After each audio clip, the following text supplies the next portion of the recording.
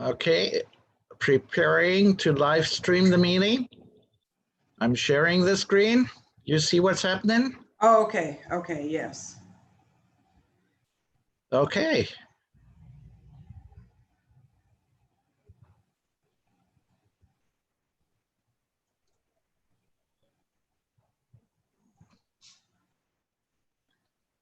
Hello to the Eric and Liz show.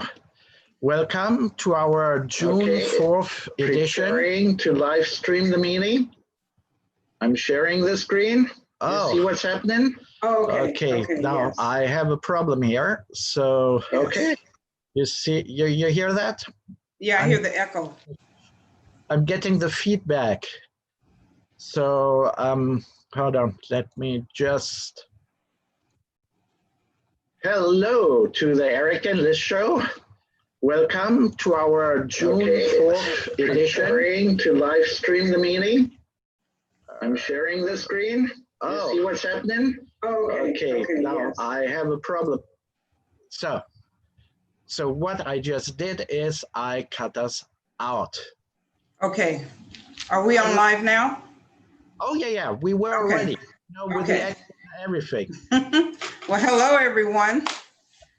Oh, no, and since we're at it, I'm like, okay. I'm like, hello, everyone. Welcome to our June 4th show. Hello, Yes. Liz. Hello, everyone. Welcome to our show today on Thursday.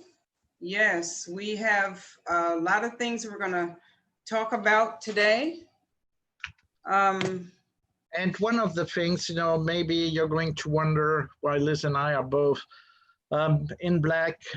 This is just to show our solidarity to what is happening right now in the world. I mean, we try to stay away from religion and politics, but there are just certain daily events, we cannot step away with. And today was the funeral of George Floyd. And I know, Liz, there's a couple of things, you wish to share. Yes, and actually it's more than a daily thing. This has been happening on a daily basis, this has been going on for quite some time. And it really breaks my heart. It's a sad, very sad situation that we have to go through all of this just to get justice. Today is George Floyd's service. So we want to honor him. That's why we're wearing black today. And after the show, I'm going to do 9 minutes of solidarity.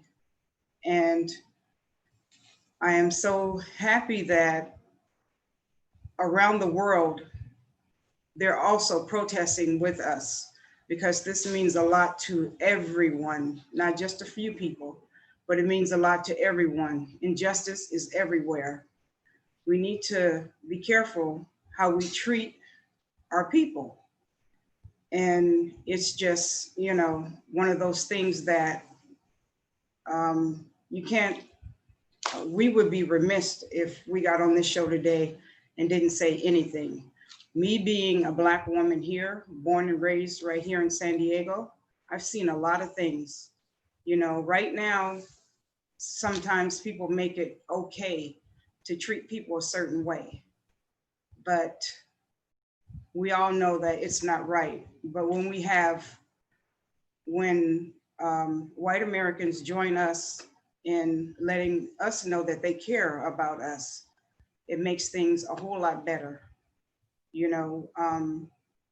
300 years ago, I would never have thought that we would be right back to this point. Martin Luther King didn't die in vain, we're revisiting this again. And I just, like I said, it breaks all of our hearts, not just mine. I mean, I have children, and we're still not even over the coronavirus. We're worried about that, wearing our mask, not being, 6 feet away from people. And then, all this breaks loose. And then, someone, or the other young man, he couldn't even go jogging in peace, you know, just jogging, just going to get some exercise. And, you know, this is what happens. These children are, I know I'm jumping around a little bit, but there's a whole lot to say. The children are afraid, you know, they are afraid, you know, to drive, to just be out and about, even with, you know, the coronavirus and now, you know, all of this. We're just afraid. We need a healing. We need help. We need, you know, we need everybody to be on the same page. And I urge everyone that's listening under the sound of my voice, when it comes time to vote, your vote does matter. So please get out and vote. And, you know, your issues, let let you know this, that your vote does matter. I can't say it enough. It does, it matters. And like I said, you know, we're dealing with a whole lot of things. It's multi, it's so many things we're all dealing with, you know, and I feel that the whole entire world is supporting us. And that's a move, that's a step in the right direction, and that they have been charged. To see someone actually kneel down on someone and you watching, you're just as guilty as the person kneeling down on the person's neck. And then the person filming, I just don't understand it. I don't, but like I said, I feel like we're, you know, moving in the right direction. We still have a long ways to go. We do, but we're moving in the right direction. That's for sure. Oh, I think for me, it's so good to see, you know, that there is world support, that people talk about the racism and what is happening. And it's unfortunately not just in the United States, it's in Europe, it's in Africa, it's in the Middle East. I mean, it's there. And, you know, we call us a modern society, and you feel like you've been thrown back to the Stone Ages here. Yes.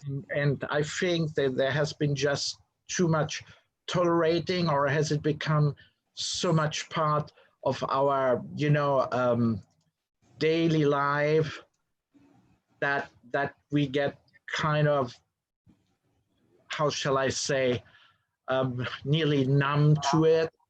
But I guess that this time, you know, I hope that this life was not lost in vain, you know, like many others before, but that this really changing the conversation, and that we're going to see, you know, progress in all this, really. Yes, I believe it. I believe it within my heart. I know that we're about to make some changes. I know it is. We are.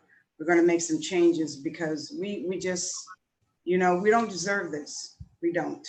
No. We don't deserve this. We don't. And well, on that note, actually, I would like Michael Monaco into our conversation. He is the publisher of our hometown magazine, and being a media man yourself, I mean, we have to literally say that, you know, a media man. You go back, I think, on over 19 years in the media. 28 years. Sorry? Almost 28 years on and off. Well, I didn't. Hi, Michael. Hi, how are you, Liz? I'm hanging in there. And hi, Giannis. Hello.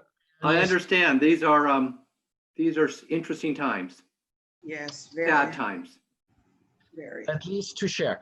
But just, you know, to familiarize, you know, our viewers a little bit with your publication, I'm just going to go on shared screen and actually pull up your publication. So here we go, our hometown, and our hometown happened to be Chula Vista and Bonita, and this is your your updated website? Well, obviously it says 71.3 degrees Fahrenheit, and it is Thursday, June the 4th. So tell us a little bit, about your publication. Well, thank you. So our hometown magazine started back, well, about 10 years ago when two local brothers decided to take a step back from basic media, from the sensationalism and the hype, and get to the grassroots of what really drives a community. And Chula Vista and Bonita are beautiful communities that have a lot to offer. For most of you might know that Chula Vista is the second largest city in San Diego County. It has just about everything someone would want in a city, from a wonderful city government to a safe city to a destination city. And within a city of this size, there's so many beautiful stories that do not get told because major market media doesn't always have the time and the space to do it. So these two brothers back in 2010 started it was then called My Hometown Magazine. Oh, wow. And they just focused on the good things that were happening in this city. Mm-hmm. And so they ran that for a couple of years, but struggled. So I bought it from them 7 years ago and launched it as Our Hometown Magazine. Now I changed the name from My Hometown Magazine, Possessive, to Our Hometown Magazine, Inclusive, because I wanted this magazine to represent everybody in our community. And everybody in our community has access to this publication and they have a voice. So this magazine really became our magazine, not my magazine, but our community's magazine. And that's what we focus on, is what's happening in our community of Chula Vista Bonita. What are the good things? Who are the people, the families, the organizations loving on our community? And then what we do is we give them exposure. We help people understand that in our city, there are resources, there are people who care, there's neighbors who care, there are volunteers who care, there's churches and nonprofits that are out there to help. And we just connect the dots. We help people find resources, we help readers find stories that make them smile and proud to be a citizen of this wonderful city. Yeah, and I do have to say, being myself here from Chula Vista, that publication like yours is very important. I was just looking at some population numbers, from Chula Vista, and I remember coming to Chula Vista, there was barely 120,000, heads living here, and 20 years later, your population has grown to over 200, I think 47,000, and we were the 100th largest city in the United States. Now we are 75th largest city. That's probably going to make some people smile, from overseas and on. They say, what? Number 75. I mean, they don't realize, I think, how large America really is. I mean, they hear New York, they hear San Francisco, they hear Los Angeles, and this multi-million. Oh, hold on. I just threw San Francisco in the pot. I have to apologize, guys, from San Francisco. San Diego is actually larger than San Francisco. But anyhow, what I really like about you, Mike, is you're very passionate about the community here. And I think we are very fortunate to have someone like you, who has this magazine and publishes it. And well, tell us a little more about the people you publish about. Oh, thank you for giving me that. You kind of softballed that question to me, and I love it. Thank you. One of the things that our hometown magazine has been able to do, because of how we write and what we would be considered a contrarian in publishing in the purest sense. And that is, we don't want to control the information. We actually want our subjects to have influence and input. And by doing so, we've been able to write stories and been given opportunities to write stories that no other major market media has been able to do. And I'm going to give you a couple examples. You can go to our archive and you'll see these articles. But in November of 2013, we wrote an article, and every November we gave that issue to our vets. So our military vets, that was their issue. That was where we honored our vets. And the first one we did was a man named Skip Crane. Skip Crane was SEAL Team 1-1. He was the very first Navy SEAL. And we all know about Navy SEAL. We know what they do. Very private people who protect, their country. We got to tell his story, which he has not shared with anybody else ever. 2 years later, we did another story on Bob Sutherland, who is the owner of a majority of the McDonald's here in South Bay, but he was a corpsman in Vietnam, a man who now has great influence, great wealth, great generosity. But we were able to tell his story as a person, not as a business owner, but as a person, and to show light in his life. And his life has been navigated through tragedy. Not just him, his whole family has experienced challenges. And we are the only people that he believed in to tell his story. Last November, again, we told the story of Jim Benninger and other POWs. Now, Jim Benninger, you may not know that name, but you'll know who he was in the same cell block row with, and that was Admiral Stockdale and John McCain at the Hanoi Hilton as a POW in Vietnam War. So he kind of expressed what was it really like to be a POW in the Hanoi Hilton during the Vietnam War. And he shares that with us. He shares intimate details that have never been published because he trusts us. And when you tell the truth, when you give them control, when you allow them to speak their heart and their voice without censorship, you get amazing stories. And that's what we do. No, I like that very much. Please go ahead, Liz. I think that's awesome. First, when you said corpsman, my husband is a submarine corpsman, retired Navy submarine corpsman as well. Is this a free publication, and can you do a subscription? Well, good question. So we migrated at the end of 2019. We published our last paper issue. We were a 28 to 36 page local magazine that was published on paper, but we decided and realized that it was not sustainable. We kind of had to step into the 21st century and look at really where is our audience going and what do we need to do to stay relevant. So we stepped away from printing and we built the state-of-the-art website, Newspace, that you see now. So in order to do that, we put in some things that, again, allow our readers to feel empowered. So yes, Liz, you can subscribe for free on our website. Not only can you subscribe for free on our website, you get to choose when and how we contact you. So we don't want to be one of those publications that inundate your inbox with junk.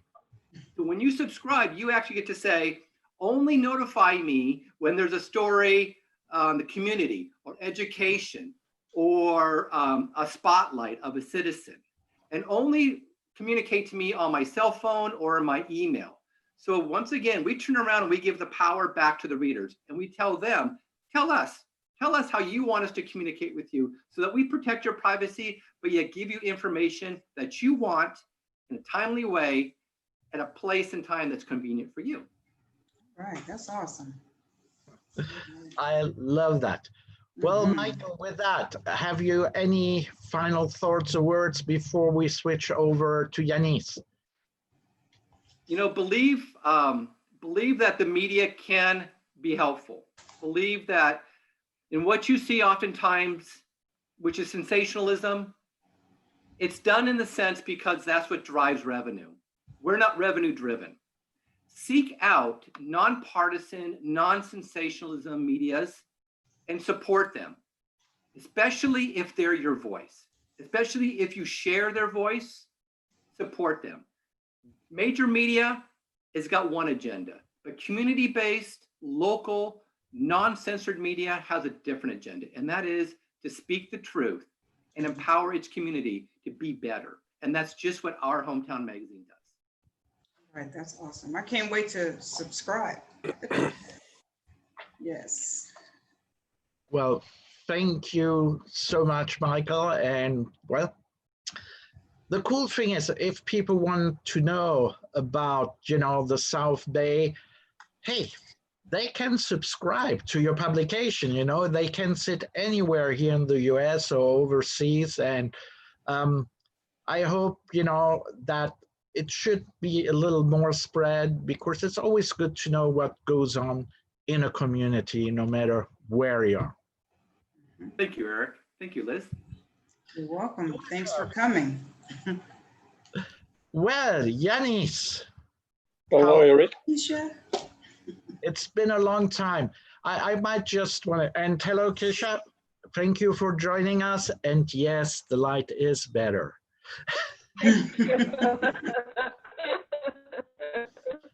Great. I just want to say a couple of words, about Yanis. Yanis and I, we go back quite a while.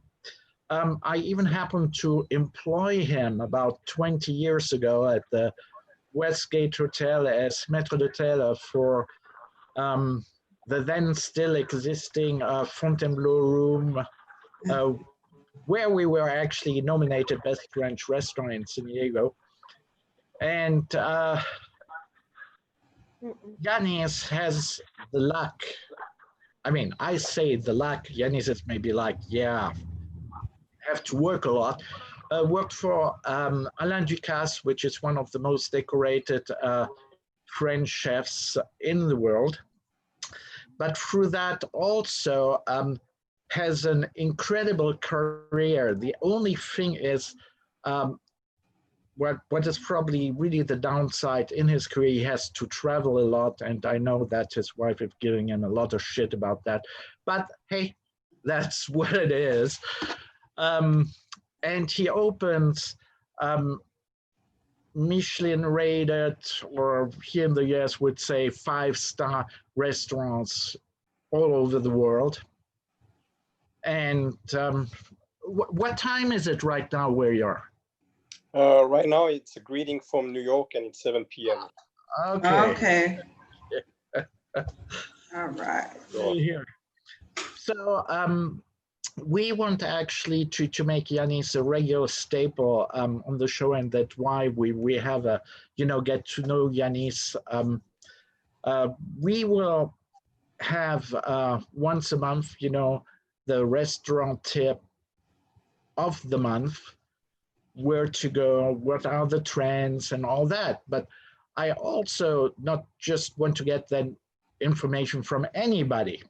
That's why I'm sorry, Yanis, I'm really picking on you here, to be the man, because you really have your finger on the pulse of the industry. And for the people who follow me on LinkedIn, probably saw also a lot of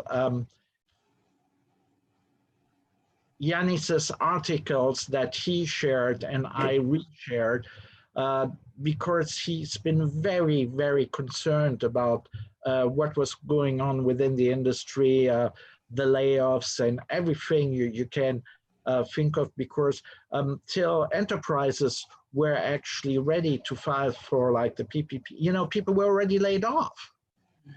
Correct.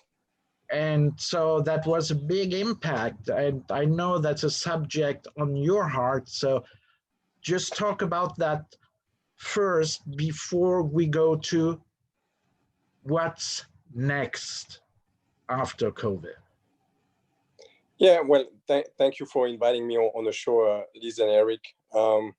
Yeah, of course, when COVID happened, we in the industry, in the restaurant and hospitality in general, we didn't have a chance too much to get ready. It was a overnight, turn on, turn off. And I work for quite a large company. We are based in several countries and as well some continent in Asia and Middle East. So we saw it coming from Asia first and then Middle East, etc. But when he arrived in the States, he hit us brutally. And everyone got shut off, as you know, overnight per governor, for the best, and with all the knowledge they had, what was the best decision to take, to kind of slow down that curve. So that was the most difficult part to manage, because next day you have your fridge still full because you're supposed to open. You have your staff who have been scheduled, and etc. So trying to understand how to react. I was already in the States in 2008, and that was already tough for this industry. So we had a little bit of background of how to best manage that situation. But obviously this year was something that no one has ever thought about it, and the impact forced us to close and to rethink our industry overnight. Yeah, no, that is true. And the impact was like, I mean, in 2008 it was already bad, but it's true. The situation is absolutely uncomparable. How do you think the industry is going to bounce back? Well, the major things that most of the operator right now are struggling is, obviously, like everybody else, if you don't own your restaurant, you have to pay your lease, and that period of time where, the next day you're looking at your landlord and you say, well, I cannot pay my rent. And the landlord's like, well, you have to pay me, I have my mortgage and my loan, So you suddenly have the pressure of already your debt. If people don't know much, but the restaurant industry is not an industry where you make a large amount of money. Most of the people who join that industry, it's because they are passionate of it, but it's not a place that you make a lot of money. There is a really small margin as a customer when you go to a restaurant, when you order your salad, once you have paid your rent and your employees and the produce and the tax, etc., there is much left, So suddenly, with the small cash flow that you had, and suddenly you have to continue to pay the rent.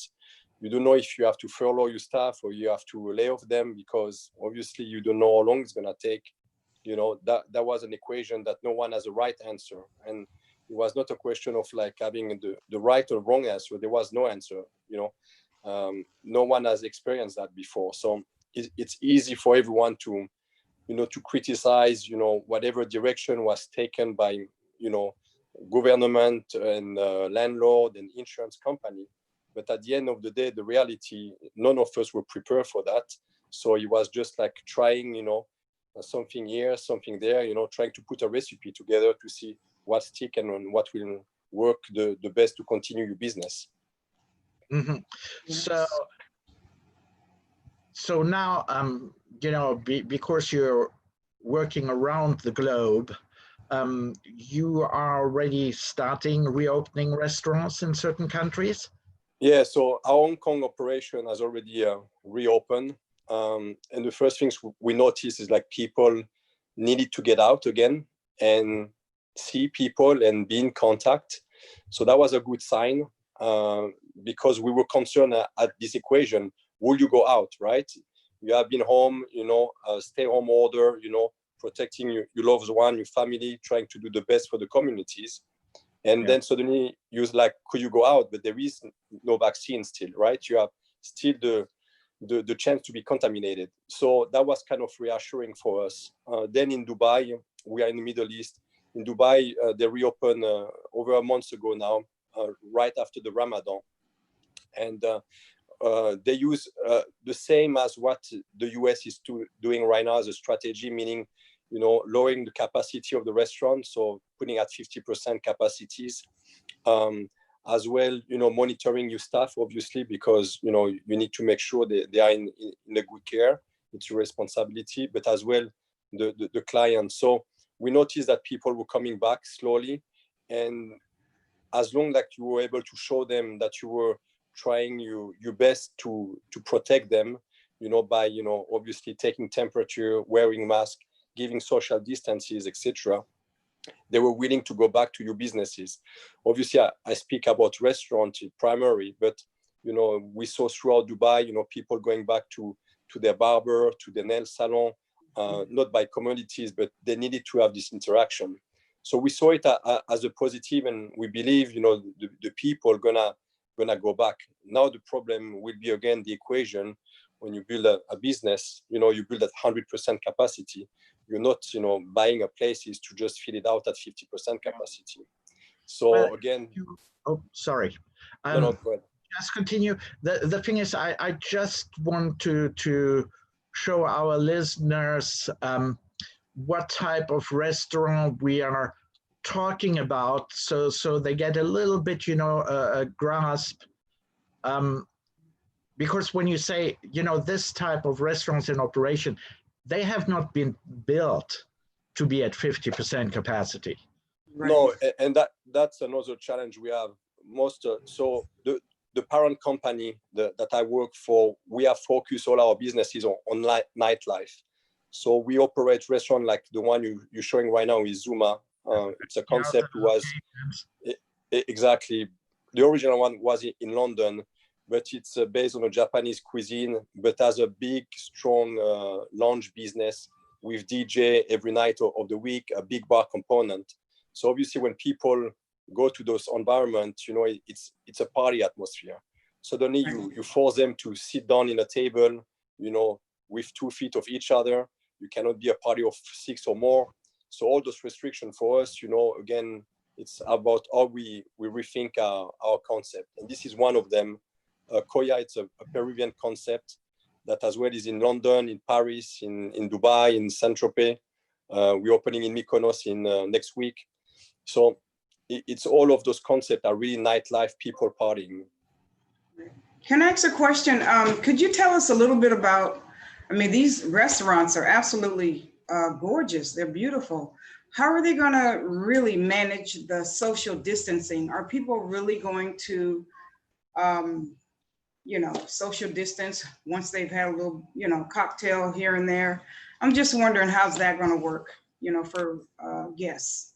It's a great question, Liz. And right now we don't have an answer for that for US. And the reason I'm saying US is like in Asia, when we reopen, it's known by the culture. Asian people are already, that's why the curve was not that strong in some of the Asian countries. They don't shake hands, they don't kiss like the European. So there is already a distance in general, and they really respect the law and the rules, in Middle East, in Dubai, when there is an action taken or a law, apply, people follow to the letter. Right. Now, when you're coming to Latin country, like in Europe, in Italy, Spain, or if you're coming to the US, in New York, in LA, in San Diego, or obviously we have these things in us that is like more freedom, let me take my own responsibility, etc. I think people are slowly understanding that it's a common effort, it's a community effort. And we saw it at least in New York. In New York, there was not at the beginning a straight order from the governor to stay home. He was, really advocated that you have to stay home, it's the best for everybody else, etc. And people by their own realized that it was important. So I think when the business is going to reopen and the New York restaurant is going to be the second phase on June 22nd, I think people are going to be respecting and see that there is a big risk, for one night out. Right. But to come to what we are going to have you on the show in the future, what would be your tip? And in this case, we just want to particularly speak about New York. What would be your tip, or what reopening, say, of the, 3 top ranking restaurants you would say people should go to? I would prefer to say that before going to anywhere, is like go back to where you used to go, because I think right now it's important. Well, obviously there is always a favorite restaurant, in every city, either because they are high-end fine dining or because, they have the best Chinese foods or whatever. But at the end of the day, we're talking about the small businesses. They are the ones who are being suffered the most. a company like us, we are globally, etc. But the small, Mexican place around your corner that you used to go, with your family, etc. That's the one you have to go. And in New York, it is the same, Before I'm gonna go anywhere, even to my favorite restaurant, I'm gonna go to see first all the small restaurants that I used to go, because I know they're gonna need us more than the big one. So just focus on the little one for the now. Well, I think you have actually a very, very good point there. So I'm going to skip my question for the next time. Yeah, and hopefully next time we're gonna have much more restaurant open in New York. Oh gosh, thank you very much, Janice and Keisha. Before we come to you, because I'm so glad that we're having you on the show, because then you can apply your healing power to all of us. but now to my little segment, my little self healing is my glass of wine. And like I said in the previous, yes, chin chin. In the previous show, I'm going to give you my wine tip of the week, and for that I'm going to share the screen again. And Eric, I missed the memo on the wine. Sorry? I missed the memo. I would have had a glass of wine to share with you if I knew that it was appropriate in your show. Now I know. Well, I won't say anything, but next time read the show instructions. I've got them right here. I don't see where it says drink wine. I should have put it in small print and on the very end. Yeah. A very tiny print. Oh, favorite beverage. Okay, I see that. So, well, we're going to the high mountains of Bodega in Argentina this time. And I have a Catena Malbec here, 2017. For people which like Malbec and usually, like the soft side of that wine, they won't find it here. I do have to say it's a very robust, very in-your-face wine, actually. And again, you can drink it, you order it on wine.com. They make it easy for you. And, well, that's my tip. And no, Liz, please introduce Keisha. All right. Today we have a really cool young lady, Keisha Lenore Fairman. She is the CEO of TriPoint Media Technology and also Why Wait TV, and just recently, the Circle of Wholeness. She has been in business for quite some time, and she's a very gifted, talented young lady. And she and I have known each other maybe 15 years or so, and I've seen her do many fabulous things. So Keisha, welcome to our show. Can you please tell us a little bit about yourself and your journey? She's muted. That's okay. What about unmuting yourself? Okay. It's not working. Let me see. What? No? Okay. There you go. There. I passed the Zoom test. Yeah, so my name is Keisha Lenore Fairman. I'm actually from Baton Rouge, Louisiana. I moved to Atlanta about 5 years ago to create a media technology company called TriPoint Media and Technology. I've partnered with this amazing, the only word I have from him is genius. So we write our software and build our hardware. Everything is done in-house. And I was fortunate enough to meet Layron Walker after I had brain surgery. So I was a runner, perfectly healthy, and all of a sudden I started gaining a tremendous amount of weight. I had a baby, and after I had my baby, I went back to my normal size. And then one morning I woke up and was just completely swollen, and nobody could explain why. So I was misdiagnosed for about 3 years. And in between that time, I kind of met some people that weren't very nice. They just assumed because I was always healthy that I was overeating, and that's what was causing me to have all the weight. By the time I had my brain surgery, I was 283 pounds, so I had gained almost 130 pounds, if not more. And so met Layron because I had this passion to create some content that wasn't like your normal weight loss shows. I wanted something that spoke to individuals that were having issues with their health that was causing them to have weight issues. So I created Why Weight TV. And in the midst of creating Why Weight TV, Layron and I have worked on some other things as far as technology is concerned. So that's why you have the media and technology, because I produce film and TV, and then in-house we also do a lot of things as it relates to children and sensors and technology. And so after having the brain surgery, I moved to Atlanta, was here for a while, and a big advocate for the National Brain Tumor Society, was preparing to run the New York Marathon to bring awareness to brain tumors. And I ended up going to St. Croix for my anniversary. And when I came back, I couldn't walk. So we thought I had chikungunya or dengue, and instead I had 2 blood clots in both legs.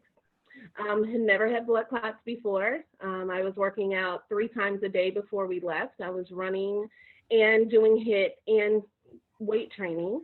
So that went on for probably 3 or 4 months. And the day before, 2 days before I was supposed to leave for the New York Marathon, I just felt like I should go to the ER and get checked out. And we found that the blood clots had gotten larger and it had actually turned into a pulmonary embolism. So thank God I did not get on a plane. I love how you say that with a big smile on the face and picture on it. Yeah. Embolism. Yeah. Like the best thing you could have in life. Well, you know, that's one of the things I talk to Liz about all the time, because for every trial that I've had and for every setback, I truly believe I'm in my purpose. And I'm okay now. I'll tell you the end of it, and then you'll really be a little shocked. So found the pulmonary embolism, did a cardiac catheterization. They said I had perfect heart. I was absolutely healthy. And then the end of February 2019, I ended up going back to the hospital, and my blood clot in my lung had gotten larger. This time I ended up staying in the hospital for 26 days. I remember that. Because I had a blood clot in the entire opening of my heart, and I had 3 blood clots on each leaflet. So they kind of don't understand how or why I'm still alive.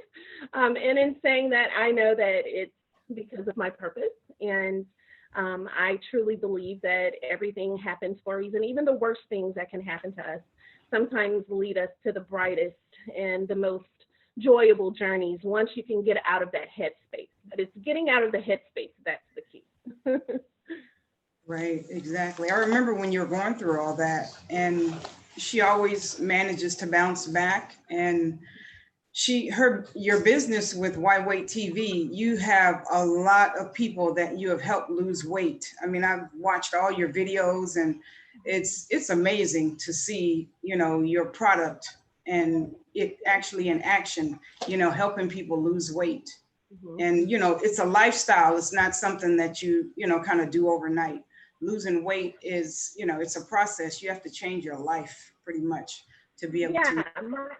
My focus with Why Weight is to really hone in on changing your lifestyle and your mindset, because weight is not just the physical weight. Sometimes our mental weight can be heavier than the weight that we carry daily.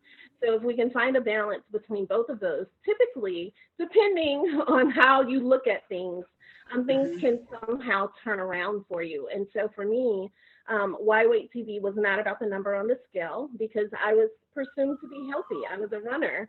I would run 6 to 10 miles a day. So that wasn't the issue for me. I had a medical condition that no one knew. I was misdiagnosed for 3 years. So as a business owner and being self-employed and an entrepreneur, stress is a huge thing that we all deal with. And so I actually suffered from Cushing's, and I had a pituitary tumor. So it was all stress related. And once I made that decision that I wanted to do something different and I wanted to put out a message that didn't have to do with a diet or the scale or how many workouts you did, but actually going and finding out the source and how do we fix it, and not just fix it, but how do we find the problem and then find a solution instead of giving me different meds. So I was very passionate about that. I did not want to just be put on a lot of different meds. I wanted to figure out how to fix the problem. And I didn't want to just do that for me. I wanted to give this gift to other people as well and let them see that you don't have to just take a diagnosis and lay down and die. You have the ability to change your life by your thoughts. And that's what I did. I would not be in Atlanta. I would not have met Laren and had this amazing relationship and was able to create TriPoint Media had I not had the brain tumor. And so after having that, I think Liz saw the video. I was supposed to run the New York Marathon. And so what I ended up doing was the day of the marathon, in my gown, I made a bib. And all the nurses came out and cheered me along, and I walked 26 laps around the unit. They can't keep a good woman down. No, it's all mental. But I mean, you guys are entrepreneurs. I've been sitting here listening, and you have to have that mental fortitude and the wherewithal that no matter what, I'm going to make it. And so I see, Eric, that you're pulling up the circle of wholeness right now. Exactly, I do, because thank you, Eric. You're welcome, because I got the impression everything you experienced led to the inner circle. Yes, yes. Yes, so St. Croix is where everything was triggered.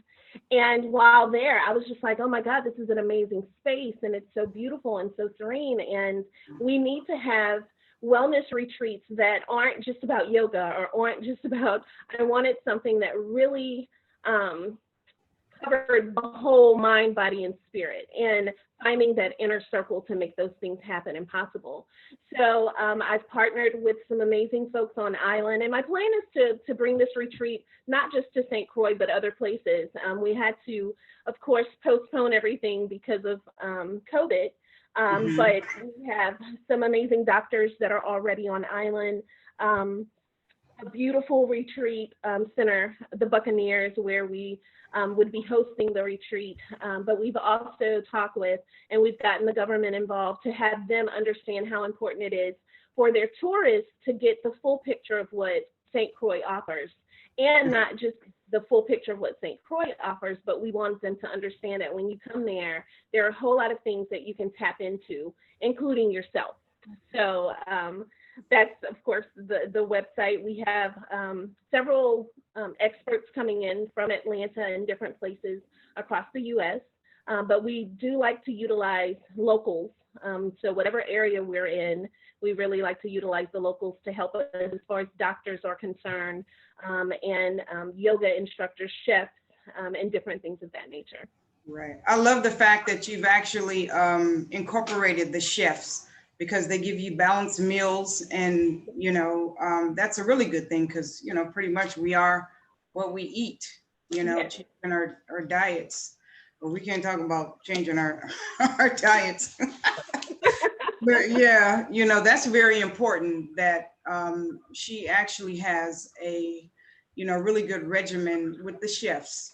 Can anyone, how does that work with the chefs? Do you employ them there, or how does that go? How does that work? So we will typically bring them in and, of course, take care of all of their expenses. We were fortunate enough to have some individuals that are already on island. Because I am on blood thinners, because I had to have, I have my warrior scar that I kind of wear with pride, but I had my aortic valve replaced. So I'm on blood thinners. And just to kind of show you the power of positivity, I was fortunate enough to meet a hematologist that's on island, which is very critical for me, especially when I'm traveling. And so the hematologist on island is going to work with the chef that is currently in St. Croix. And we're going to do pescatarian meals instead of vegan or vegetarian, but it's breakfast, lunch, and dinner. It's completely covered. Every state that we go in, we would like to bring in a different chef or work with a local restaurant to make sure, because that is, to me, the key to the foundation of making yourself better. It's what we put in our gut. Yeah, and so working with food and working with experts that can kind of talk us through what our meals should look like is just as important as your doctor. Sometimes I think your food is more important than your doctor, because we eat so many things that are making us unwell. Exactly. Gosh, yeah. I think I have to hook you up also with Yanis, and then you both go on a culinary trip of things which don't trip you out. Yeah, that would be amazing. My goal is literally to have one of these retreats in every state at some point. Again, St. Croix just became that place for me. Hello, Kisha. Well, I guess Kind of she frozen. for the moment. Hey, this can happen, and till she recovers, Oh, here she is. Oh, there she goes. you just froze up. I was stuck. Frozen in time. Yes. But no, I was just saying that I would love to work with as many people as possible to get the message out to as many people as possible, because there are a lot of people that are really hurting right now. And of course, our health affects our finances. It affects everything around us, especially with insurance and things of that nature. And so for me, having doctors and different experts, chefs, and not just yoga instructors, but people who have actually mastered what it is that they're doing, to sit and talk with individuals to help them understand the importance of who their inner circle is and how do we become whole within our circle, is my goal. So with Why Wait and the Circle of Wholeness, that's kind of what Keisha does. That's what makes me excited. My partnership with Layron, we do a lot of things with kids. Philanthropy is a really big thing for me. So we're consistently working with schools here in Atlanta and exposing kids to different things in technology. I'm tinkering in some things with medical marijuana and things of that nature, just as alternatives, so that people can understand the importance of not just taking a prescription and really doing their research. Yeah, it's true. You can't do it just for fun like here in California. Right. Yes. So we're working on technology to work within that field. We actually have hydroponics. We have a hydroponics and aquaponics system that we're working on right now. And just to speak a little bit about the technology piece, my partner and I are working to develop. Sorry guys, it sounds like it's about to storm here in Atlanta. But we're working on summer programs for children that will work with forums. They'll be able to use our technology to work with people all over the world. And we're using that same technology to connect individuals within the cannabis space as well. That's good. That's very interesting. That leads me literally into our next part of the show, the open mic, because I can tell that Michael is dying to ask you some questions. I can see it on his face. And that's why we created that open mic, that all our guests can stay at the show if they want to till the very end, and then just ask each other questions. Yes. I mean, Right. ask if you have to. Is that my cue there, Eric? Yes, that. I left it in here. Keisha, I wish you lived in my neighborhood because I could write a whole book about you. You have an incredible story. Oh, well, thank you. I can always fly to your neighbor. Wait, well, we can work it out with all this travel. I really, no, okay, well, pun intended. I really love your heads at in this. I really like kind of how you've wrapped yourself around it. And I don't know if you ever heard this phrase, but Norman Vincent Peale has a phrase that I would say epitomizes who you are. And that is, through every adversity holds within itself a seed to an equal or greater benefit.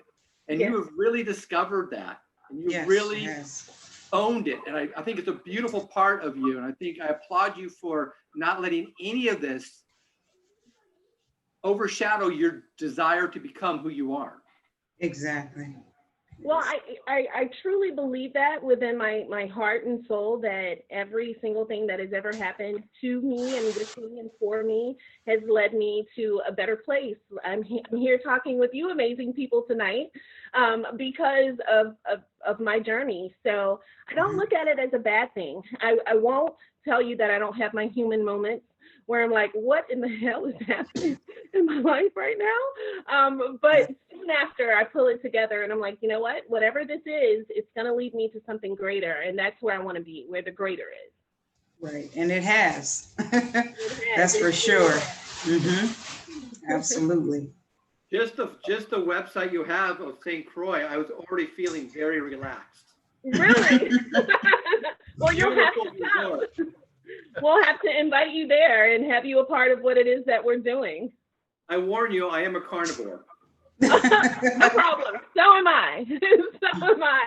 I'm working to change that just a little bit. I mean, I have it a little bit here and there, but everybody has to have some steak every now and then. Right, exactly. Well, nobody is perfect, That's so right. it's totally, fine with me. What I admire is just, the compassion and passion, which we have, from all our show guests, and they come from, all different type of lives. It's incredible, but what everybody has is really that passion about what they do, and they want to move forward, and that positiveness. That is really what we want to harness. So thank you, Keisha. Thank you, Michael, for being on the show and just share that passion and positiveness with our viewers. Yes, thank you guys so much. We certainly appreciate you being here. Keisha, it was a pleasure meeting you. It was such a pleasure meeting you, Michael, and I'd love to chat with you more. I would love to chat with, I do not want to mispronounce his name. Was it Yasmin? What was his name again? Yanis. Yes. The pictures of the restaurants, I was like, how do we incorporate this in some of these retreats? What do we do? I know there's capacity that we were talking about. I know you guys should you need to have a conversation. That's what it's all about. That's right. I think we should call it the Eric and Lizz food tour. Yes. Maybe, yeah. Yeah, then you guys can come to Louisiana and have some crawfish. Woo. Crawfish is good. You suck the head? I do. I'm from Louisiana. Right. That's the best part. That's Yes. right. I don't know if you guys can hear that thunder in the background or not. Oh my goodness. Wow. Wow. Well. Yeah. I know we are so. Our weather is so shady here in San Diego. What shall I say? The sun is hitting on me. Yeah, sorry about the sunshine, Right. We're so blessed.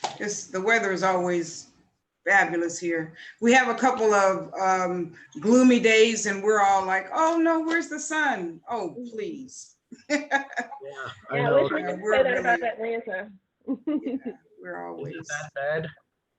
Well, Atlanta, it's a lot different than Louisiana. Louisiana is so humid, it just feels like you're smothering all the time. Right. Atlanta, you can wake up and it'll be absolutely beautiful like it was today, and now it looks like the bottom is about to fall out. And then in an hour, it'll be back normal again. That's good. Well, with that said, I'm sorry you have that thunderstorm here. So all our regards from us three to you. Let the sun shine in. That's right, Yes. I am. I mean, it's pretty bright in here, and with you guys smiling back at me, it's just the noise that I'm hearing. It Right. hasn't changed anything else.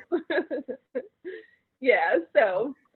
Thank you again, Keisha, for coming. It was our pleasure to have you on our show today. Thank you, We'd Michael. love to have you back. And Michael, thank you so much for being here. Liz. Thank you for inviting me. Yes. Thank you guys so much for having me. And please check out Why Wait TV's website as well when you get a chance. Oh, yes. Check Thank out her you. video. Ooh, I love it. Oh, and don't forget, watch yourself on YouTube. I will. I'll send you the link. Perfect, perfect. And I'll send it out and have people subscribe. Oh, I know you will. I know you will. Yes. Okay, see you guys. All right. Take care, guys.